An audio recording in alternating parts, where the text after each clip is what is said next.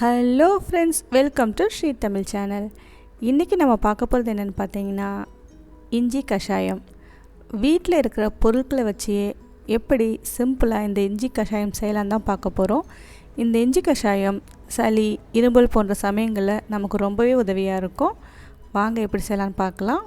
முதல்ல இஞ்சி கஷாயம் பண்ணுறதுக்கு ஒரு 2 டம்ளர் தண்ணியை ஒரு பாத்திரத்தில் கொதிக்க விடுங்க.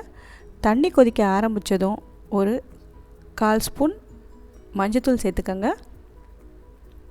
அடுத்து ஒரு 10 மிளகை இந்த மாதிரி இடித்து சேர்த்துக்கங்க.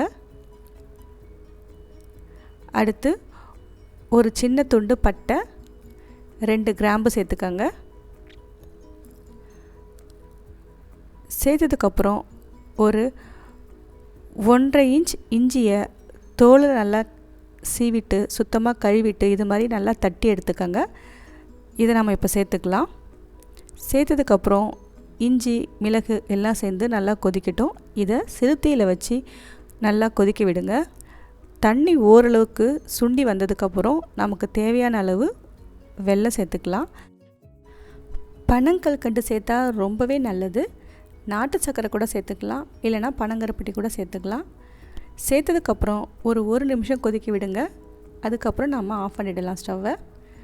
இப்போ நம்ம இதை வடிகட்டி எடுத்துக்கலாம். இதை நம்ம ரொம்ப சூடாக குடிக்கக்கூடாது. ஓரளவுக்கு வெதுன்னு இருக்கிற மாதிரி சமயத்தில் தான் குடிக்கணும்.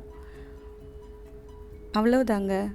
சளி, காய்ச்சல் போன்ற சமயங்களில் நமக்கு ரொம்பவே உதவியாக இருக்கிற இஞ்சி கஷாயம் எப்படி செய்யலான்னு தான் பார்த்தோம். இதை நீங்கள் வீட்டில் செஞ்சு பார்த்துட்டு எப்படி இருக்குன்னு சொல்லுங்கள். தேங்க்ஸ் ஃபார் வாட்சிங்.